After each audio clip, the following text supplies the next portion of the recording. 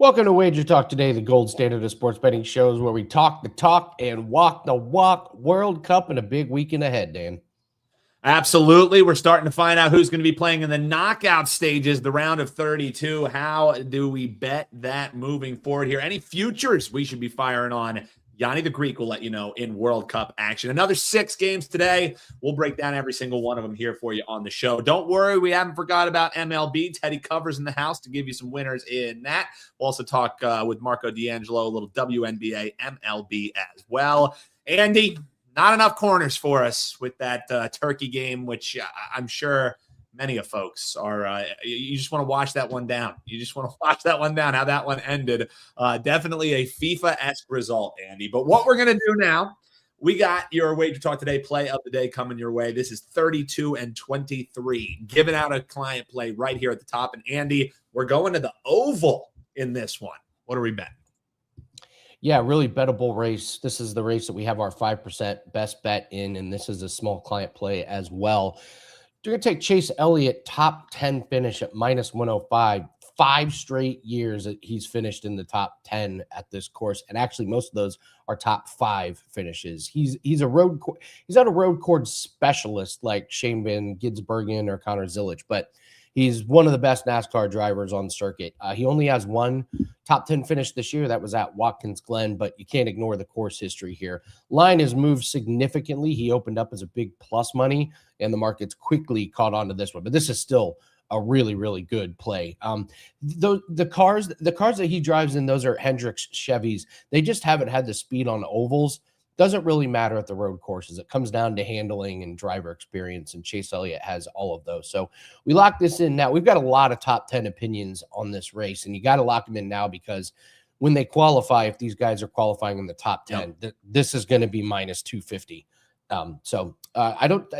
There's also a track where there's not huge wrecks.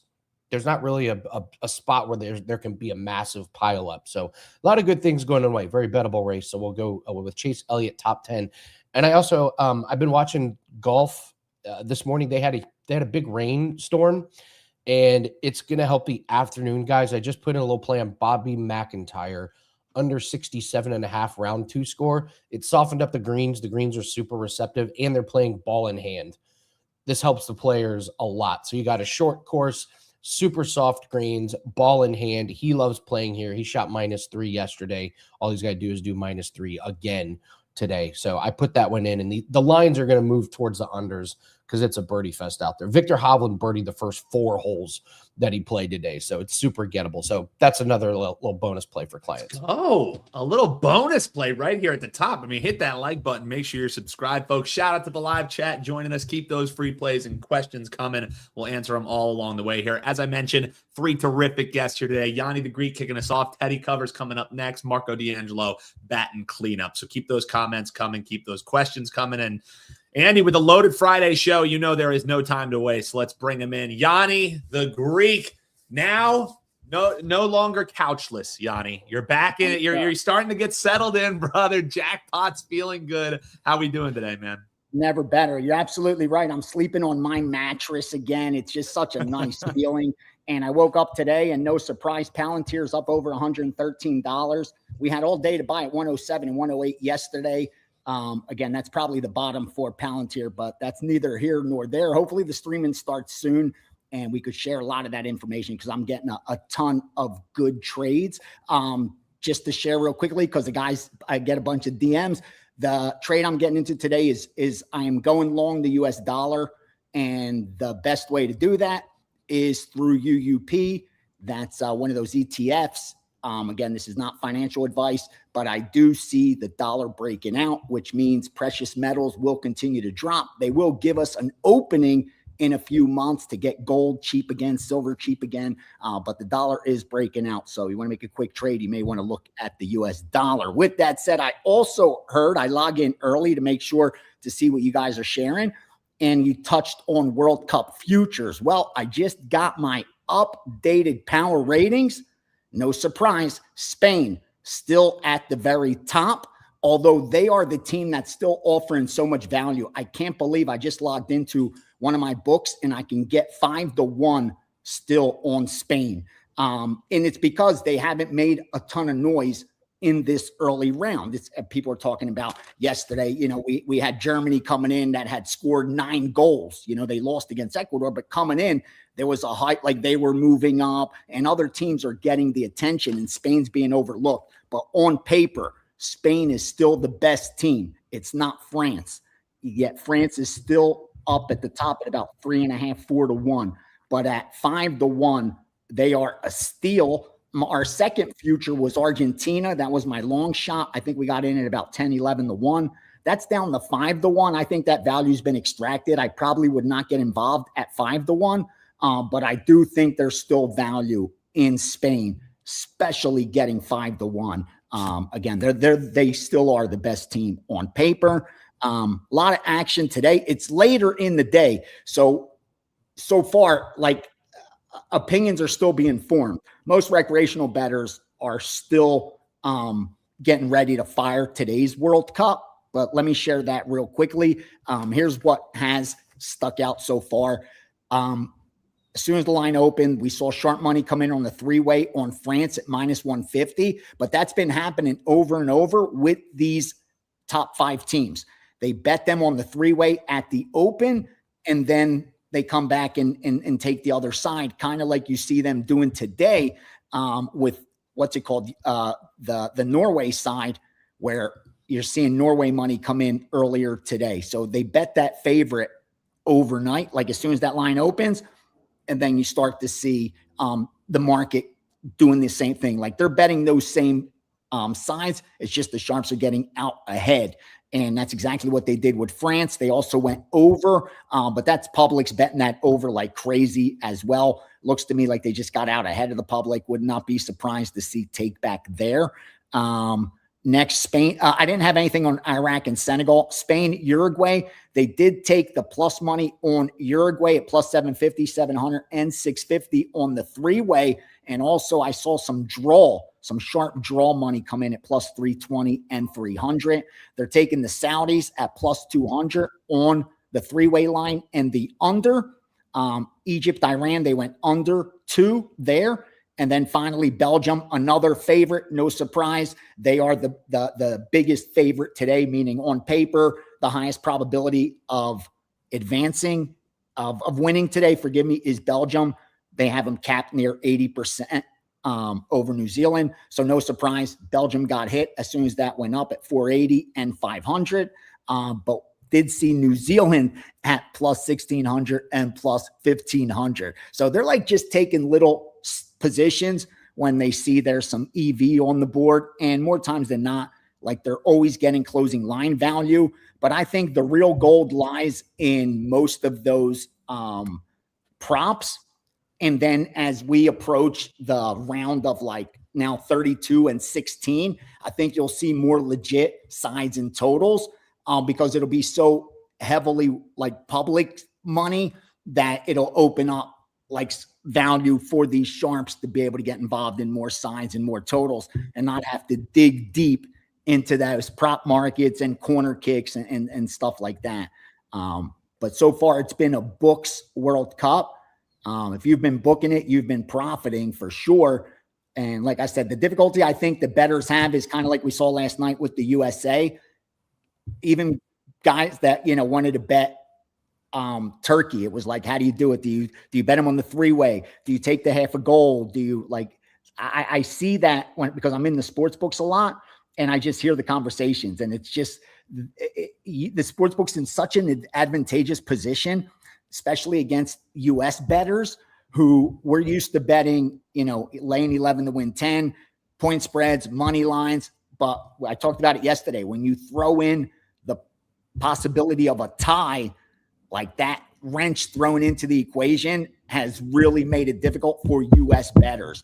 Like the U.S. bettors, according to books that I'm speaking to at least, because again, they're not getting action throughout the year. They're not booking Asia, Africa, countries like that. They're just booking mostly U.S.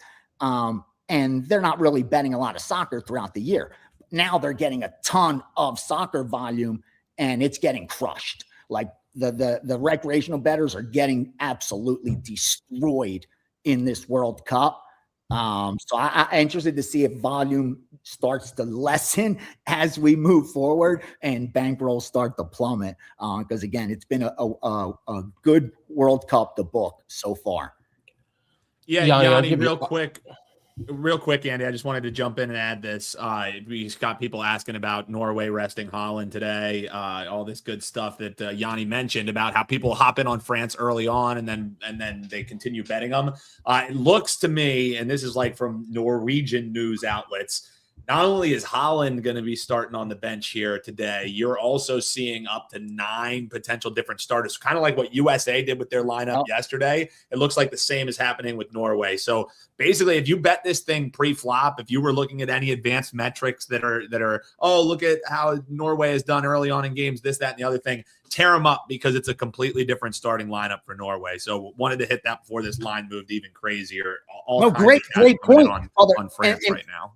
Thanks for sharing that. And Norway's coming in, having scored 7 goals, gave up only 3. So they're a team that looks attractive on paper at 4-1 on the 3-way line. Like we have them capped at like 16%. So I couldn't even get involved at plus 400. But I can see a lot of recreational bettors seeing that there's some value in a team like Norway getting that much plus money or being able to get a goal with Norway when, like you said, the metrics, if you based on Norway's legit team, like France wouldn't be more than a half a goal in this one. Like this would either be a pick 'em heavy chalk on the spread or a half a goal at the most.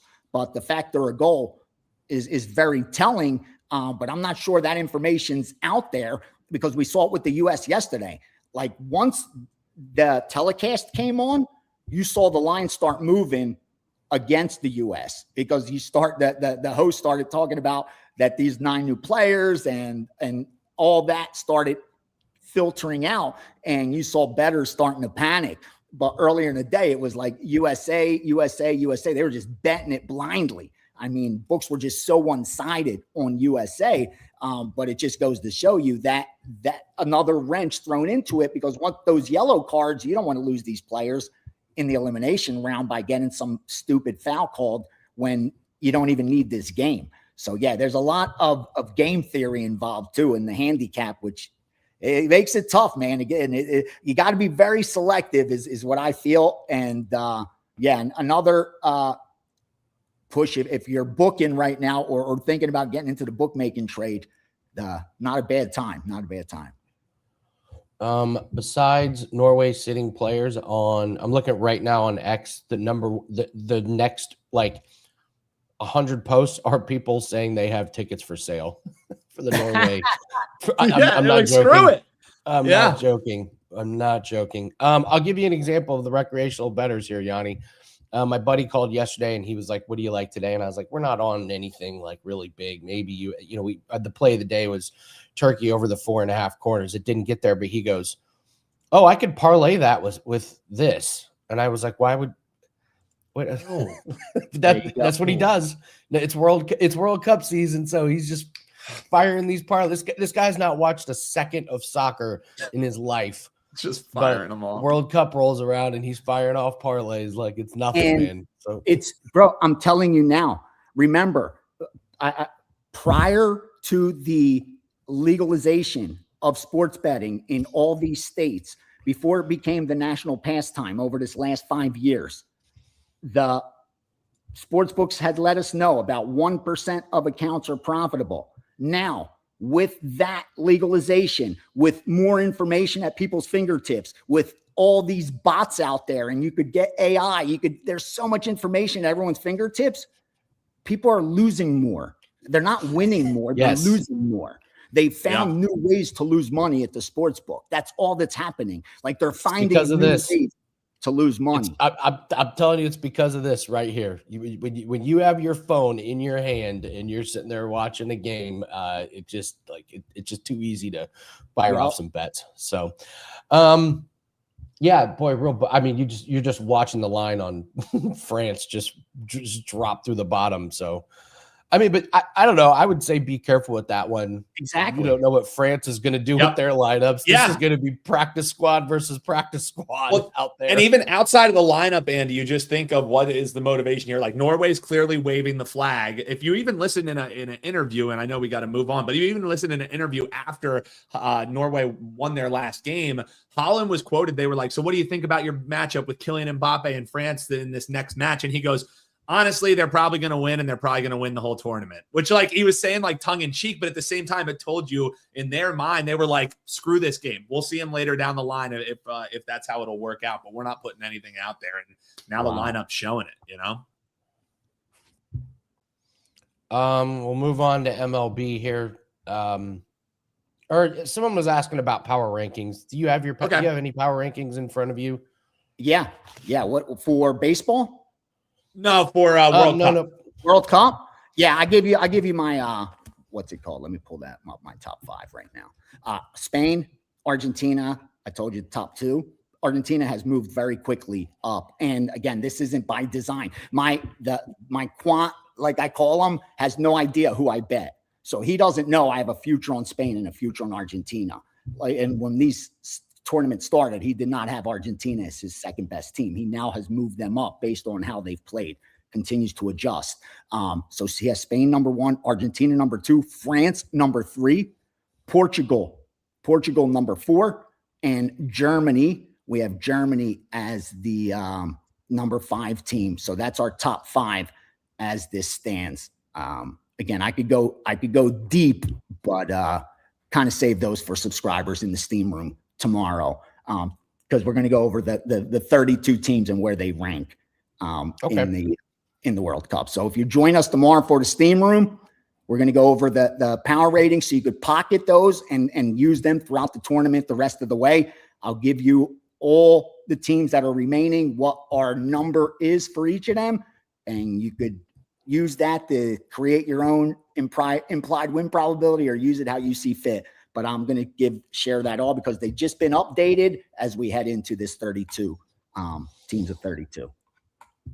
Let's move to MLB. Got a pretty good slate of games today. No day games, so everything is going to be this evening. Quite a few games. So what are we seeing there?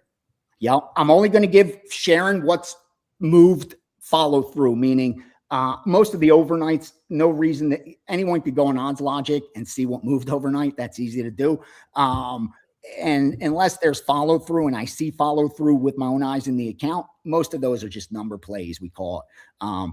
This is actually legit. 903 over 8 up to -120. Philly, New York Mets. Cubbies at +230 and 225. 913 Houston, coming back with Houston at +110 and the over 8.5 up to -122. 918 Boston at any +101 or better, and the over 8.5 at -120 or better. 923 Athletics -120, and finally Minnesota -155. Not a ton of action, but definitely some sides and totals that they've gotten involved in already. Again, it's only 9 a.m. here on the West Coast. And big weekend for sure ahead, like you said, with World Cup action, UFC action, Major League Baseball, even got WNBA. Nothing to share in WNBA, nothing in the accounts, not even any real public money that I could tell you what I'm seeing in the back end.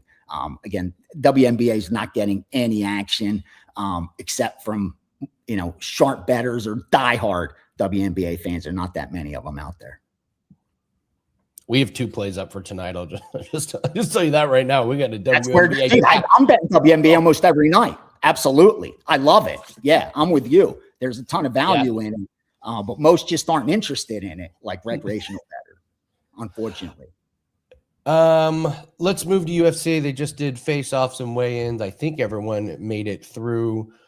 Shara Magomedov got into it with Michelle Pereira. Love Shara in that one. So what are we seeing?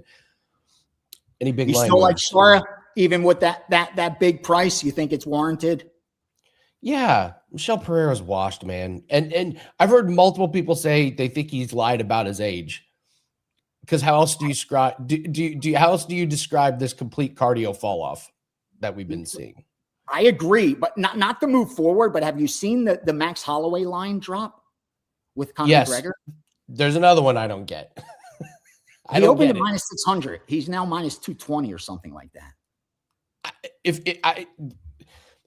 Great. I'm here for it. I will wait until it gets at its lowest, and then when is a fighter who hasn't fought? If you got many plus years 450, plus 420, plus 370, plus 350, plus 330, all were available for weeks on Conor McGregor, great bet. Win or lose, you placed a great bet.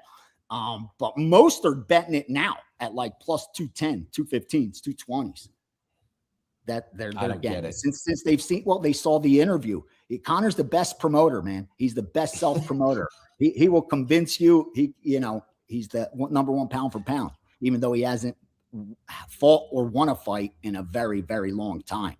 But yeah, getting back to this Saturday's card, I like that. I saw some take back on my move on Camille. I gave out Camille yesterday. That I had given out to my subscribers at plus 200. It dropped, and then I saw Sadikov money come in yesterday and drove it back up, but that take back came back down again. So I like my position on Camillo still. I'll tell you another one that I like, but I would have already fired, but I need to figure out what's going on with this line move, and it's Abis Magomedov and Oleksiejczuk. Abis should be favored in this fight. I don't see why Oleksiejczuk is the favorite and why the sharps are betting him, because he got money early. And with World Cup action, there was even NBA playoffs or NHL, whatever. Like no recreational bettors really tying up Oleksiejczuk and Magomedov money a week in advance. You know what I mean? That's sharp. So I don't understand why the sharps love Oleksiejczuk in this matchup so much. I get it. He's won 3 straight fights. But it's against Marc-Andre Barrial, who's 1-4, 1-5 in his last 6 fights. It's against Gerald Meerschaert, who hasn't won a fight since 2024 and has lost 5 straight. And against Cedric Dumas, who I don't even know if he's in the UFC anymore, but he hasn't won a fight since 2024 either. Like, it's a 3-fight win streak. I get it. And 2 of them were knockouts in the first round and performance bonus, but they're fights you're supposed to win. If I zoom out a little further, you're 3-3 over your last 6. And guys like Holland, Pereira, you lost to. That same Pereira we're talking to, that's 46 years old. You lost to him. You got subbed in the very first round. Like, I just don't know why all the love for Oleksiejczuk. And Abis was going to be a big bet for me, but coming off that Piper loss, I thought it's a good spot for him to bounce back. But that sharp money scares me, so I need to dig in and see, am I missing something with Abis, Magomedov, and Oleksiejczuk? The narrative is Mikey is training with Fighting Nerds, and he's training with his brother, and that his training has just gotten a lot better. And then Abis's gas tank can be a real problem at times. So, but yeah, Mikey O can't really stuff takedown. So if Abis wants to take it to the ground, he could save himself there. So the other one I like is Javier Reyes by KO over Khan Offley. I think Khan Offley's, he's got a 7-inch reach disadvantage. The judges really screwed it up on his last fight. He shouldn't have won it. And Reyes is a wrecking ball. We saw him on Contender Series, man. He just comes out guns a-blazing. I think he overwhelms and eventually gets the finish. Yeah, and we've seen him get knocked out before. I like that. By guys with lesser power than Javier Reyes. So, okay, we have a video for you, Yanni. Sure. I love bare knuckle fighting championship and all the craziness that goes with it. So there's a fight. There's a big card tonight in Hammond, Indiana. And I think my favorite part of bare knuckle is researching guys. So you click on the guy's last fight, and I'm not joking. This is the guy's last professional fight. So Dan, if we could run this is honest to God, this is real. So again, researching bare knuckle, is it not working, Dan? Like the video is frozen. Here it is. There you go. They put him in hockey gear and they put him on skates and they dress him up like hockey players, and then they have a bare knuckle match on ice. It's called Ice Wars. That's awesome. Bare knuckle Ice Wars. So this guy has lost 2 straight fights in Ice Wars, and now he's going to fight tonight in bare knuckle. Look, the refs are on skates. They got these like padded helmets. It was one of the funniest things I have ever seen. Did they get women to do this next? They got to get women. I don't know. No. So yeah. How do you handicap this fight, Yanni? Like good skate movement, good rink awareness. Take a shot. Can he take a shot? Did he pull the jersey over the guy's head? Clinch, probably, right? No shirts to grab tonight, though, unfortunately. That's awesome.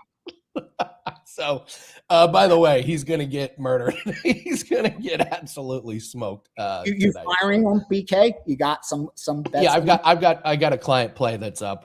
It's just the classic. It's just the classic bare knuckle where they put some of these guys that have no business being in a ring against professional athletes, and they just get mollywopped in 15 seconds.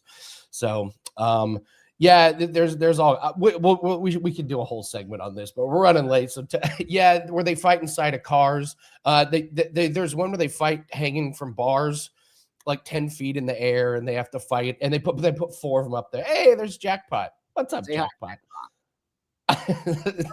There he is. He's living the dream. He's getting big. Yeah. Oh, that's great. All right, Yanni, what do you have up for Friday? My UFC's package is up. I fired another 4%. That's in there as well. The World Cup package will probably be up within the next 60 minutes. Fable to confirm baseball like yesterday. We hit yesterday's baseball 4% on the Steam sheet. Going to put that out as well. So over the next 60 minutes, those should be up. And Steam Room for subscribers tomorrow. Don't forget 1 p.m. Eastern. We'll go over a lot of stuff. And best of luck over the weekend. Let's do some damage. Coming off a winning day. Let's continue that. And best of luck to all this weekend, brother. Do some damage. Thanks, Yanni. Appreciate it. Yanni the Greek joining us on a Friday. Would you ever do that, Dan? Would you ever do Ice Wars? Dude, I am the worst skater known to mankind. Like I have pretty good balance and everything, but you throw skates on me, forget it. So no, I would get my ass whooped in Ice Wars, Andy. Well, part of the handicap on this guy who's fighting tonight was I said the only thing he does worse than skate is fight, which is bad, which doesn't bode well. It doesn't bode well for him tonight. Bad skate movement, bad skate work. So, oh man, in all seriousness, yes, we do have a bare knuckle play. It's up for all access clients, and I did attach it to the pack that we have today. We got a WNBA 2-pack. There's an MLB pack in there. All access clients, you guys are loaded up. We got a couple cricket plays in there as well. There's going to be a World Cup official play for tomorrow that we'll have. So a lot of good things. Perfect day to get a 3-day pass. You get 3 days free. So we're going to have a monster weekend. You also get that 5% NASCAR play. That's the big one that we have for this week. So we're going to have a lot of plays. So you get 6 days and it's half price. So that's over at wt.buzz/AL. Looking forward to a big weekend. Has not been a great week for us, but coming off a really nice, easy winner on the tempo last night in WNBA. Did you see Mabry tied the WNBA record, scored 53 points in a game last night? The only thing I've been seeing, the only thing that I've been seeing in WNBA is the meme that you guys talked about of the point. I'm seeing it remixed a million different ways, and all of them are more hilarious than the next. That's been my main WNBA intake, man. In the moment, I was like, "Oh, that's a meme," and yet Sophie like pointing at her. It's really good moment. So, we got to bring in Teddy, and I got to start off with this. Then I'll let you guys go. But right before the show, I said something. I said, I can't believe the Connecticut Sun are a bet on team. They're 3-15, yet they're covering spreads. And you just got this glisten in your eyes. Tell us what you said. Sure. So it starts to happen, for me at least, starts to happen like a week or two after the NBA finals. You know, where all of a sudden you get, you've been doing this. I've been doing this for 28 years. You need stuff that, motivates you, that gets you excited and all that. And as soon as you started talking about it, you're like, oh yeah, this is a bad team, but look, they started to play better, but they haven't started to win games yet. And I'm like, you know what? I love that. That's arguably my favorite type of team to find. A team that's got off to a terrible start.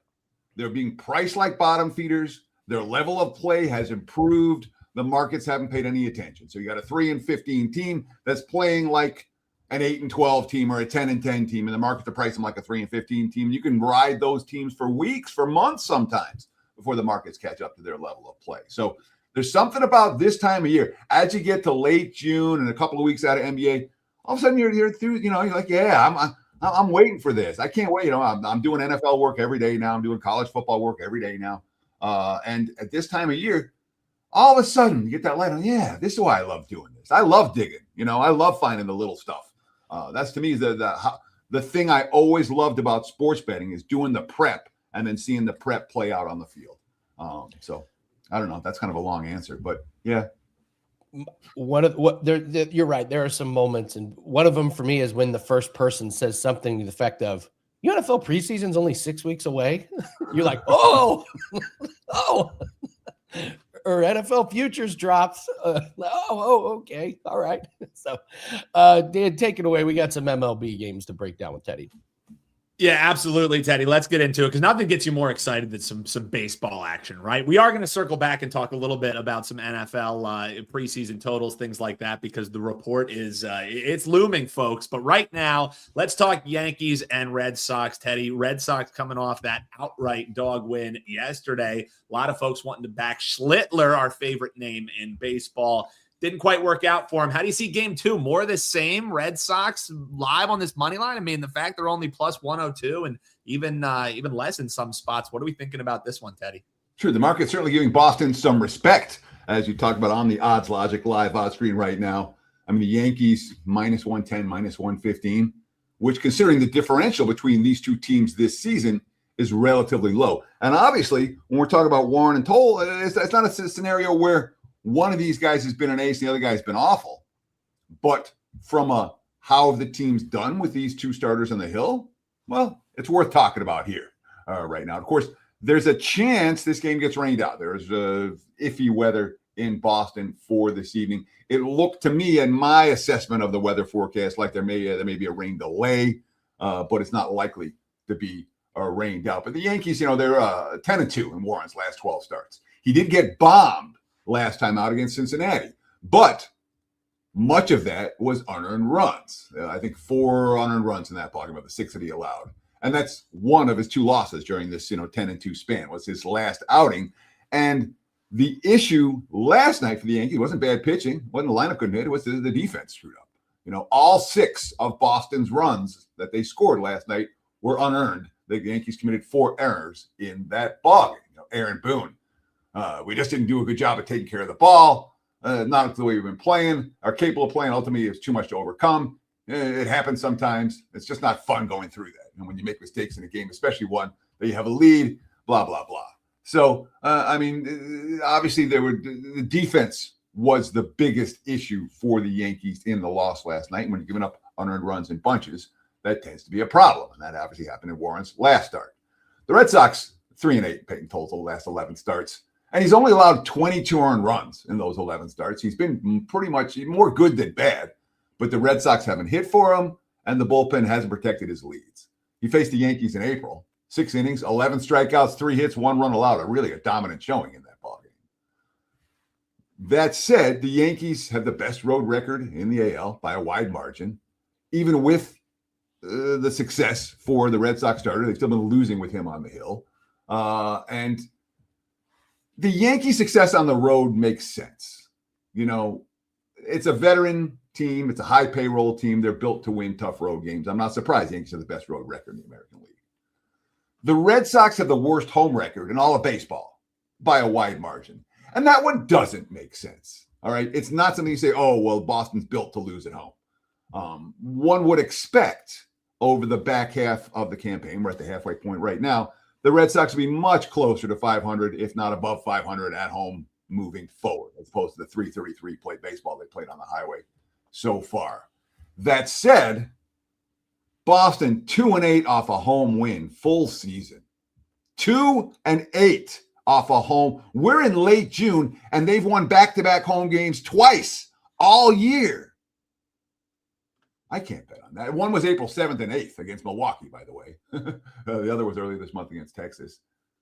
I can't get there with Boston with that track record. I do expect the Red Sox eventually to get better at home, but 2-8 off a home win. I'm not betting on that in this price range. Yankees or pass in the bounce back spot for this better. The discount on the Yankees has Teddy throwing up the buy sign there for the New York Yankees. Comment below. Let us know what MLB bets you like tonight. Teddy, we're going to talk here about Cubs and Brewers in just a second. But right now, over at your page, WT.buzz/TC, you got a play that you like even more than either of these that folks can check out over at your page. And it's been nice here in MLB, Teddy, over 56%, right around that mark. So keep on chugging here in MLB. What'll folks find over at your page, man? Yeah, we're just grinding. I mean, I haven't been on a monster MLB streak. I haven't been on a nightmare MLB streak. It's been slow and steady wins this race. We're up, 30 plus units of profit since 2025, riding a 56% run. And one best bet available at WagerTalk.com. Two best bets for the clients. One of those also at SportsMemo.com. Only $7 on Friday. Love it. Save a little cash. Check out the sister site over there at Sports Memo as well. All right, Teddy, Cubs and Brewers. Interesting spot here simply because you got one of these Cy Young, you could argue, front runners in Mizorowski. He's off his first losing outing in his last outing. That was 7 days ago. I think they lost to the Braves in that one. So price kind of reflecting Mizorowski on the mound for this Brewers team who can hit against anyone. This feels real rich, though, Teddy. What are we thinking in this one? How do you attack this with a huge $2.50 favorite? So once in a while, when you're doing work on a game, you run into something and it just pops. You're like, wow, I can't believe I haven't seen that before. And I'm only going to look at that. And I ran into this game. I was doing my work on this game last night. I ran into an angle that's 14-0 the last 14 tries for the Milwaukee Brewers. So I'm going to talk about that in just a minute. First, let's talk about what the number is right now. Obviously, looking at the Odds Logic Live odds screen, the money has come for Chicago this morning. We've seen sharp money Gianni talked about earlier on the show, and I'm seeing as low as minus 225 for the Brewers right now at the books that cater to professional bettors, the wise guys. The books that cater to recreational bettors, well, I'm seeing minus 250, minus 255. So there is a sharp square divide on this game, and the pros are clearly on the Chicago Cubs at the plus price. Total in this game sitting at 7. Was 7.5, got bet down to 7 earlier this morning. Now we've seen a little bit of buyback towards the over. But the Cubs have been the streakiest team in baseball all year. 27-12 start with a pair of 10-game winning streaks. Then they go 2-14. They had a 5-8 stretch to drop back to 500. And now what are they? 10-3 their last 13, 6-1 their last 7, 4-0 their last 4. They just obliterated the Mets in New York. They got Carlos Mendoza fired finally. Thankfully, if you're a Mets fan. That being said, the Brewers are a lot tougher than the Mets. And you worry about fatigue issues for the Cubs today. They had a doubleheader on Wednesday from a game that should not have been rained out on Tuesday night, but they called it too early. Then a late start. They was an early start getaway day. It was a late start getaway day game yesterday. The bullpen has been used extensively this week. There are concerns about, and if this is a battle of bullpen, the Brewers had yesterday off. They swept Cincy and Cincy, had yesterday off, and the Cubs have played 3 games the last 2 days. Much better bullpen situation for Milwaukee than Chicago in this contest. And the Cubs haven't been winning for Colin Ray. 1-7 his last 8 starts. He's got no strikeout pitch, only 10 strikeouts, so the Cubs are 0-4 in his 4 June starts. He did throw 5.1 innings of shutout ball last time out, and the Cubs still gave up 8 runs behind him and lost to the Blue Jays. So they certainly haven't been winning for him on any consistent basis. The Brewers have been winning for Mizorowski, obviously. 7-2 his last 9 starts. He did lose last time out to the Braves, 3-2. Full season, they're only 9-6 in his 15 starts. That's not profitable in this range. But of late, obviously 7-2 the last 9. The dude's got 138 strikeouts. He's throwing 104 miles an hour. Only Chris Sanchez from Philadelphia is even close to Mizorowski's strikeout numbers. But the bigger issue, Milwaukee, with that rested bullpen behind them, Milwaukee 31-13 their last 44 games. The hottest team in baseball, and they don't get on national TV, and nobody talks about them. They don't have superstars. They're not the Yankees. They're not the Dodgers. And all they do is win games. They swept the Cubs in Chicago, the only previous series this season. They won in the playoffs in Chicago against last October. The Cubs had them at home and couldn't win a game when they had the playoff revenge rematch. And here's that under the radar angle I was talking about. I don't know if it's meaningful. I do think it's worth noting. They lost the first try in this role this year. The very first series, they beat the White Sox in the finale, and then lost the opener of the next series. That was March. Since that time, the off a win to close out, this is the Brewers, off a win to close out a series, now playing game 1 of the next series. 14-0 in the last 14 tries. So they've been very good at carrying positive momentum forward, taking a win to close out one series and get a win to open the next. 14-0 in this role. So you can lay 1.5 here. You can split your bets between the money line and the run line, create a -1. You can lay -225. The point is, I only want Milwaukee in this game. I understand the wise guy support for the Cubs. Not with my money. Brewers are pass. I saw Andy make the same face that I did when Teddy was like, I got a 14-0 thing for you. We both like leaned forward and we were like, you now have my attention, Teddy. So great angle there, man. Great research. Let us know how you guys would like to bet that one, but a great deep dive there from our man TC. Teddy, before we bring in Marco here, we got some MLB, some WNBA to talk about. NFL is king, man. And I was checking out your page and I noticed that the season win total, or the season win report, excuse me, you're starting to put the work in, man. As you mentioned, like you're already grinding, you're already looking. Tell folks a little bit about that report. It's not going to be published until the end of July, but folks, grab that access now because once that report comes out, those lines move pretty quickly, Teddy. So tell the folks a little bit about the work and what you've done year over year with this thing. Well, I lost last year. That's worth noting. All right. I've been, I have a great track record with this report. Obviously 105 and 56. I put my first report in 2001. So when you go 65% over a 26-year sample size, I think that's meaningful. 17 and 5, 77% with the big ticket reports. Last year, lost the big ticket report, lost the client report. In the history that I've been doing this, I've never had back-to-back losing seasons. And I'll tell you what, I'm freaking hungry. I'm focused, and I'm doing NFL work every day. You talked about buying the pack. Don't buy my season win report. Really. It's $199. You can get the full NFL season for $5.99. That's every play from the week 1 of the preseason through the Super Bowl. And you get the win report for free. You can get a combo package right now. NFL and college football combined. And oh, by the way, take $250 off that package with promo code Play USA to take $250 off. That's valid through July 4th. So don't get on board with the win report. Get an NFL full season package and ride with me through the Super Bowl, or get an NFL and college football full season package. Take the $250 off today and ride with me through the Super Bowl and the national championship game. That's my advice. Thanks for listening. Awesome stuff, Teddy. Can't wait to pick your brain on some of these season win totals. So thank you very much for joining us. Going to be a lot of research ahead for Mr. Covers throughout the summer. So good luck. Godspeed, Teddy. Good luck in the lab. So nobody puts in more work on season win totals than Teddy. So appreciate you, Teddy. Cheers. That's what I love, man. Cheers. Yes, absolutely. He does love the grind. Like, been doing it for a while, just loves the grind. So, dude, when we were talking before the show, Andy, and he just lit up, you and I were both just like, that's Teddy at his best right there, man. Like you can tell the man's getting dialed in.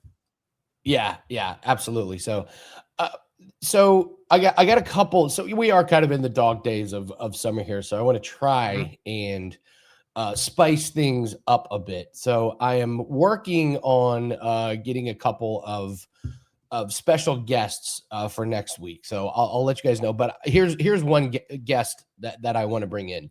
So I just finished the series of Suits. Okay.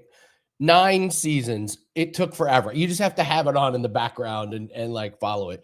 So we have a friend of ours, Chris, who's a lawyer down in Florida, and I want to bring him on to go over what's the most ridiculous thing about the show, power rankings, from a lawyer's perspective of Suits.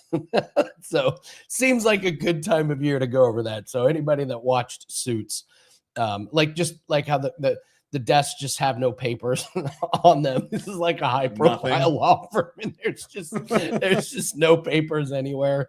How they can schedule court hearings like that day. Like, this process takes months. They're like, Give me a court hearing. When? This afternoon. Done. Like, wait a minute. Like, you can't do that. So I think that would be a lot of fun to get a lawyer's perspective on the show Suits. But great, it was a good show. The last season they struggled, but that's to be expected. So I enjoyed my experience. All right, let's bring in Marco to talk about a few things. Marco, we got some talk in the chat, live chat about the horse racing. Are you doing anything with the horsies, the ponies this weekend? We are going to have something in the big race at Churchill tomorrow. Big showdown, great for racing. It's only a 5-horse field because there were a couple scratches, but you got 4 powerhouse horses in that race. So we'll have something. Last week when I was on a plane, I was at the airport and I had an hour to kill, and I started looking at the racing form, and all of a sudden I saw the Ohio Derby, and I'm at the airport, and I hurried up and loaded the Ohio Derby for our clients, and we cashed the Ohio Derby. First time that I watched a race at 30,000 feet, guys, on the airplane, rooting the horse home. So that was pretty fun last week, and we'll have something for that for the clients. It'll be included to all access clients, and I'm going to put up a special package tomorrow with that. Were you screaming at the phone on the airplane like, come on, go? The wife was sitting next to me, and she knows how I am watching a race. My hand went numb because she had my hand to keep me in control, knowing that I would start screaming on the plane. So, no, I did not. That's great. I mean, is there anything better than screaming at your horse who's almost ready to win, or just screaming as it goes across the line? It's great. So, guys, Murphy's Law mortal lock was this Wednesday. I spent, I was gone 2 weeks and I was back home. So I got to see my horse race 2 weeks in a row. We finished second both times when I was there. First race is I'm back in Vegas with Wednesday. You know what happened. The horse had finished second, runs off, wins, and no winner circle photo for Marco and the missus. But that was a mortal lock, Murphy's Law bet. Yeah. At least you got the win. I mean, it could have been worse. Yeah. So, and the purse checks, ease the pain a little bit too, Yeah.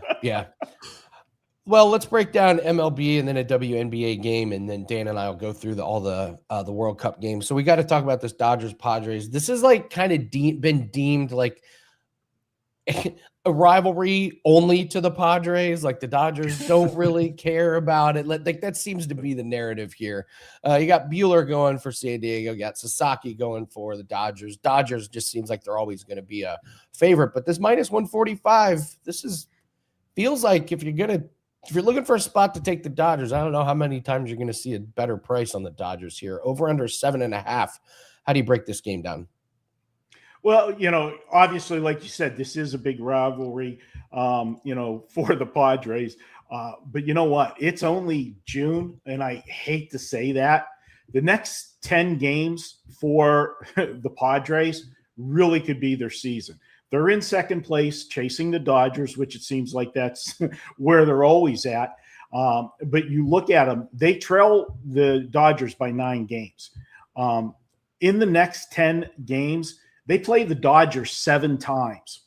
So obviously, they've got to make up some ground during these next 10 games, or they can forget about, having any shot at the division. The other thing is, sandwiched in between the 2 series against the Dodgers, they play the Cubs. Well, the Cubs are a team that they're chasing in the wild card. They're 2 games behind the Cubs, and if the season ended today for the Padres, they'd miss the playoffs by a half a game. So I can't emphasize how much these 10 games, the importance of them for the Padres.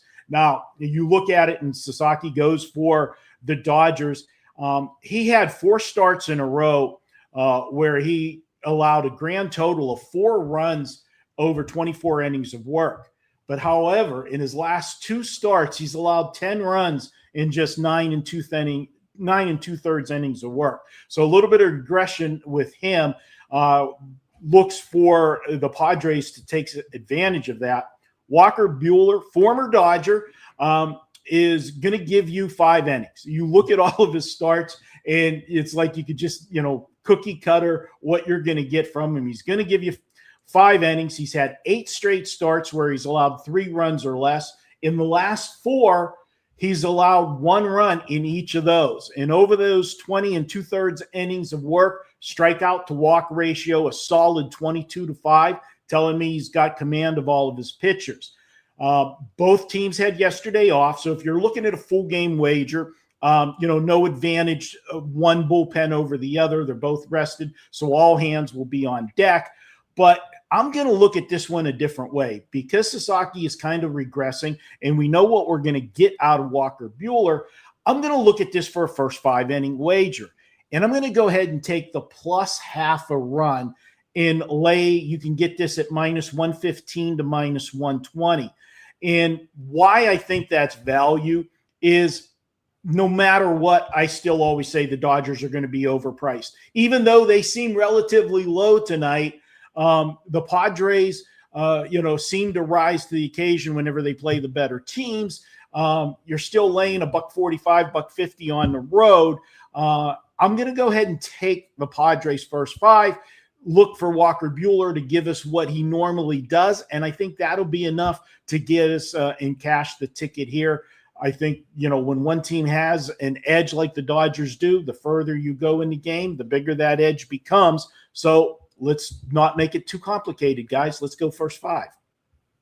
All right, first 5 in that one. And then we got to break down the Dream and the Valkyries. Marco, the Dream put on an all-time horrific performance last game. They couldn't shoot. They had 40 points at the end of the third quarter, 40. It was just a bad shooting night all around. And there's still a 1-point favorite here despite that with an over-under 164.5. Money has been coming in on the over on this one, but I would expect some regression back up. Atlanta's much better than that. They just had an off game. How do you see this game? Oh, absolutely. I have Atlanta is one of the top 5 teams in the WNBA, if not, top 3. It's very, the teams are grouped together, clumped together at the top, and then you got the rest of the league. This is one of those oddities, and I'm not a fan of this scheduling wise, where you get 2 teams play back-to-back games. And especially when it's back-to-back games at the same location, which you have here. And part of that is due to the travel. Golden State, the East Coast teams traveling west in that. They try to group them in and vice versa when the West Coast teams go east, play that Connecticut, that, dreaded travel to Mohegan Sun, in the middle of nowhere in Connecticut. This is a spot, though, I think Atlanta, they were ripe for a letdown. If you look at the previous 4 games before they played Golden State the other night, they had 4 games against 2 teams. They played Toronto, then they played back-to-back games against the Fever, Indiana, and Caitlin Clark, and that sideshow that you always have when the Fever, when you're playing them, and then they played Toronto again. So 4 games against, 2 teams. I think that coming off that stretch and heading west, they had a clunker. And boy, if you look at the stats, and I love to dig into the box scores, see where things were at. Were there any outliers? And yeah, there were a couple outliers, and they were huge ones. You look at Atlanta, they shot just 39% for the game. You go to the 3-point shots, they were just 4 of 18 in that game. On the flip side, Golden State couldn't miss. Golden State, ridiculous, 15 of 32 from 3. You just don't shoot 47% from 3. Those are two outliers that I think you're going to have come back to the norm. And of course, Atlanta being, one of the better defensive teams, as is Golden State, I think Atlanta is going to make the adjustments and you're going to see a better effort from them. And I think they flip the script tonight and get the win here. I'll lay the points. And I want to give you guys a little interesting stat. And I'm not applying it to tonight's game, but I want you guys to write this down for future wagers. Golden State has an oddity this season. First half wager. If you take Golden State at home, just in the first half, this team's 10-1 against the spread. And the reason I'm going to dismiss that tonight is because they're playing the same team back-to-back games. I think when teams come into Golden State, especially those West Coast teams, and especially if they're just starting their road trip, Golden State's a tough spot on the schedule because they do play a different style of basketball. They're not up and down the court. They play defense, and I think teams struggle in that first half against them. So file that for future use. Look at Golden State. First half wager, especially if it's the first game of the road trip for the visiting team. That's interesting. I don't know where I stand on these. The Fever just did it against the Mercury, where it's just back-to-back games, and I don't know. It's weird, but at the same time, it makes all the sense in the world. Like, why not just knock out a couple of games at the same location? Why have them travel all over the place? They do this in NASCAR. They used to do this in NASCAR, Marco. They'd race in California, then in Pennsylvania, then in Texas, then in Michigan. It's like, you guys just race in the same region for a few times? Like, why are you racing all over the country? So, Marco, you got a bunch of stuff up for the summer specials. You got the deli. So tell us what you got going on at WagerTalk. Yeah, deli. We will be recording that in the next hour. I got to get my package up for today. It's going to be a 4% National League Game of the Week. Baseball's heating up. Last 30 days, we're top 5 in money won in baseball. Again, the way I handicap, the further I go into a season, the more data I have to work with, the better I am. WNBA, what can I say? It's been a 3-year run, 64%. And guys, I actually enjoy the WNBA. I probably have watched live more WNBA action in the last 5 days than most people have in their lifetime, because the Aces have played 3 home games in 5 days, and I've been there for all of them. And, getting to see all of the teams up close and personal. And I know, Andy, you do a lot with the WNBA, and you're like me, you like a lot of player props. This is the most inefficient market that there is, I believe, going right now, is the WNBA, because all they do with the props, Andy, is they look at the season average. Okay, doesn't matter the matchup, it's the season average, and this is what it is. We put it up, and maybe we'll juice it a little bit to the over or the under based on the last couple games. But you've got to understand player rotations, coaches' tendencies, and what type of team they are playing. Last night, we had a big play on Asia Wilson player prop. Okay. Oh, yeah, I really stepped out on a limb. Well, she hadn't gone over that total in a few games. And the reason being, it was matchups of who she was playing and who was matching up against her defensively. Last night, Dallas doesn't have somebody to match up against her inside, plus the fact she hadn't been going to the foul line. I put in my analysis yesterday that after Tuesday night's game, when they had to actually restrain Becky Hammond, who went after the referees because they only went to the foul line a total of 8 times in that game, that there was going to be a tight whistle last night. And I said, if there is a tight whistle, which I expect, plus the dominance she has inside, she's going to be in the 30s in that game. Well, she went to the foul line 9 or 10 times in the game, and we scored 32. We had our player prop over in the third period. You just have to understand the game and the matchups. And, it's not a basis on season averages.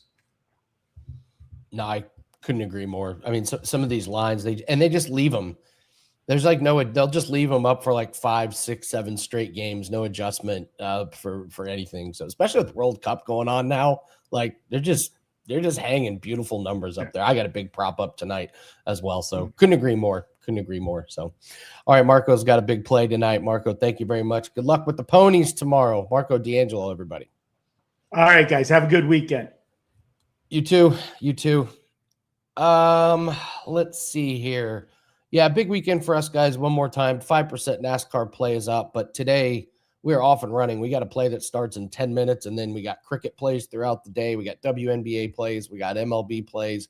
Monster weekend. It's PFL as well, Dan. So let's pull up World Cup lines, though. Let's go over a few of those. Real quick, if you have FanDuel or if your book has bare knuckle, I like Cameron Van Camp and bare knuckle in the main event at plus money. Hometown guy. They're bringing this guy over from another promotion. Let's just say you don't get that physique from drinking water and sleeping 8 hours a night, Dan. Let's just say there's some other vitamins that might be might be involved in this guy. Makes sense. He fights with his chin way up. These guys coming over from other promotions has not done well. So I lean the dog in that one. And then I think there's a decent bet in the very first one. Natalie Gage at plus 106. She's got a big reach advantage. The other girl's got a little bit more power, but Gage is actually a real boxer. So plus 106 is pretty good. So, all right, let's take a look at World Cup. We'll go through these games. What are we doing with Norway? France is already minus 235. I just lay off of it. There's not. We have no idea what to do. In this game. We talked about it earlier in the show. So in case you're just tuning in, Norway's waving the white flag. I'll be honest, Andy. I don't like the decision by Norway to. Okay, you guys got beat up a little bit against Senegal. I think this could cost them as they move forward here. You want to keep your guys in form. I think it's a pretty surprising to just wave the white flag and say, okay, allez le bleu. You can't bet this one at this price, Andy. Nope. And also, it destroyed our Friday hammer. It destroyed our Friday hammer because Holland's not going to play. So our header prop, it doesn't even matter. That's true. Damn it. True Thursday hammer form. The play isn't even going to go off. So, damn it. All right. Senegal, Iraq, the other two teams, both teams to score. Neither team's going to roll over here, Andy.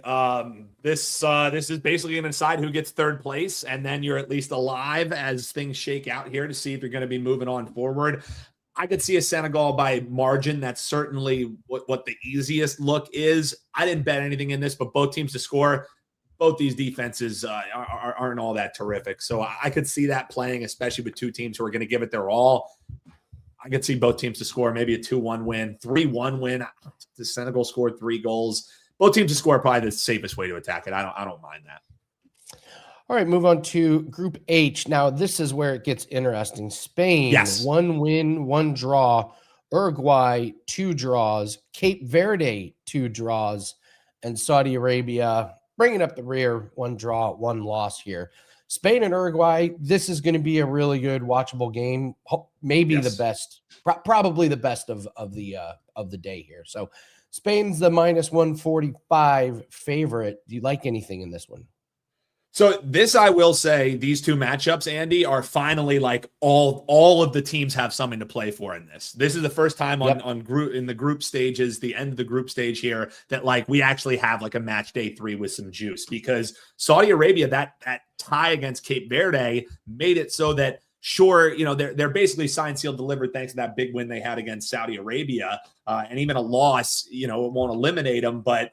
Basically, you have Uruguay. They can qualify with just a draw or a win over Spain, but that's if Cape Verde draw or lose to Saudi Arabia. And then if you're looking at what happens in that match, if Uruguay lose their match against Spain, which they're projected to do, Cape Verde can then qualify if they win against Saudi Arabia. So there's a lot of moving pieces in this one, Andy. So to be quite honest with you, I want a scoreboard watch. I want to attack these ones live. Pre-flop, yes, Spain is the side, but it's a number that's pretty poor. So if Uruguay can push them a little bit in the first half, bring that money line down a little bit, that's probably how I would attack that one. And Cape Verde, for all that they've done right in this tournament, they've kept themselves alive. They get to play the worst team in the group here. That 2-2 draw against Uruguay gave me some hope that this team can score. This one could potentially be a look where you're looking to bet Cape Verde Islands over their team total, over 1.5, see if they can get 2 goals in this one. I like Spain over 1.5 on their team total. I think they really came alive against Saudi Arabia. This Uruguay team, they've given up a goal in their first game. They gave up 2 against Cape Verde.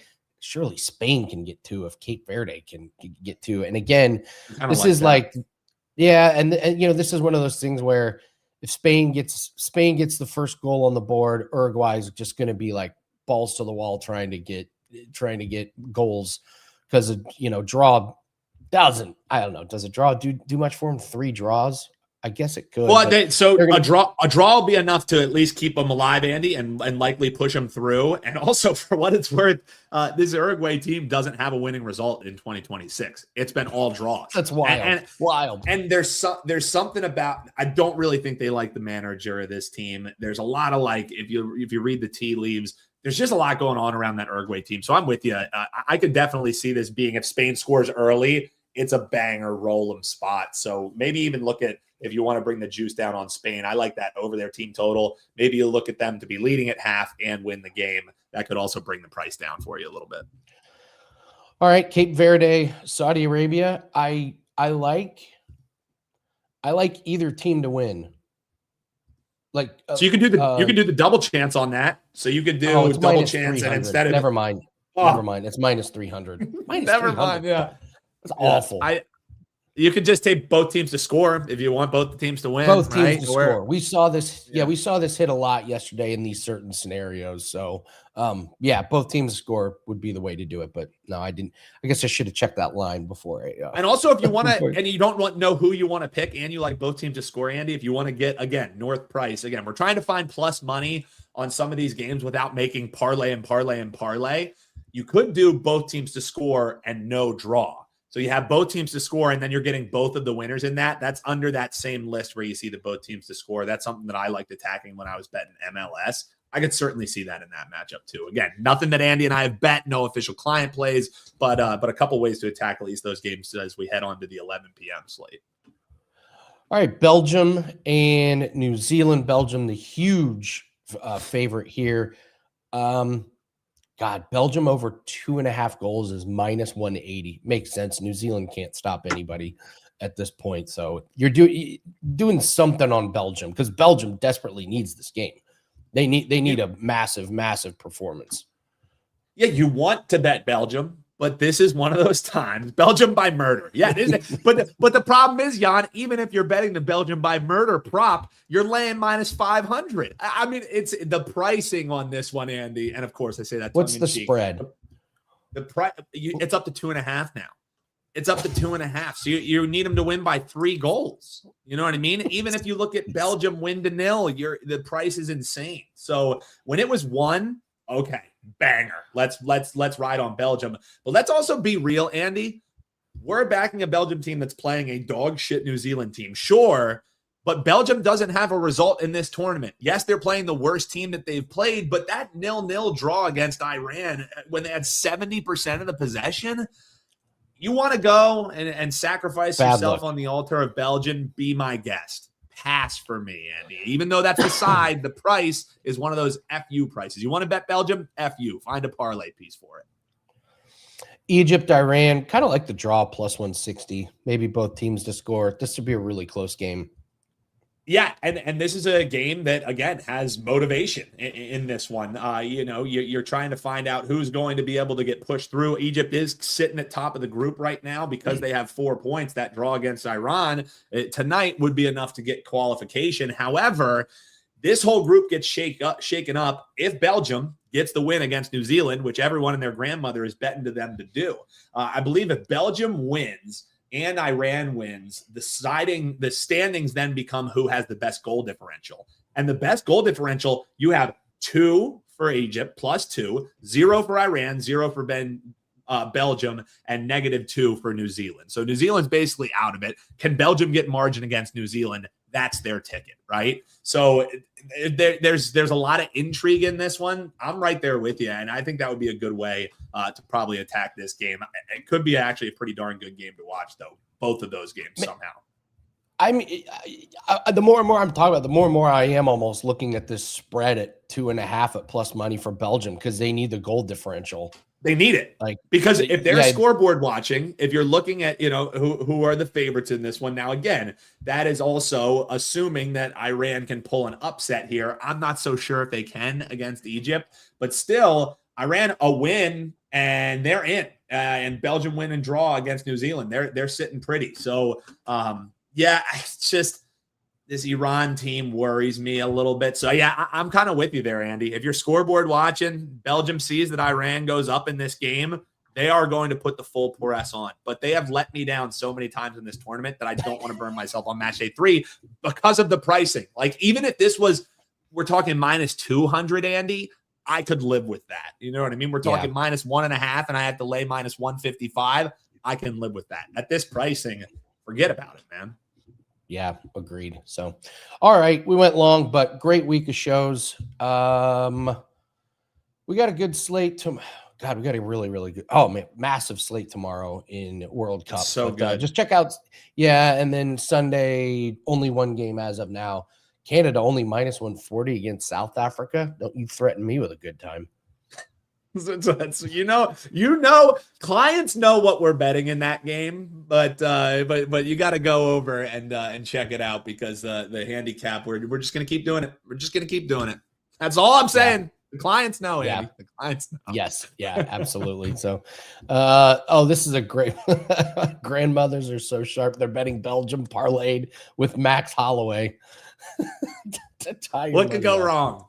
What could go wrong? In all seriousness, I do not understand the Conor McGregor money. I really truly don't, Dan. It makes no sense to me whatsoever. I'm befuddled, as they would say. Yeah, it's because he's McGregor. It's a name bet. You know what I mean? If it was you changed his last name and people didn't know who he would that price be the same? Nope. It's just a McGregor price. Yeah. I just keep waiting because it's now it's getting close to where you don't even have to parlay Holloway. You can wait for this line to keep creeping down and creeping down and creeping down. So we saw what Justin Gaethje did to Topuria, and Max Holloway murdered Justin Gaethje.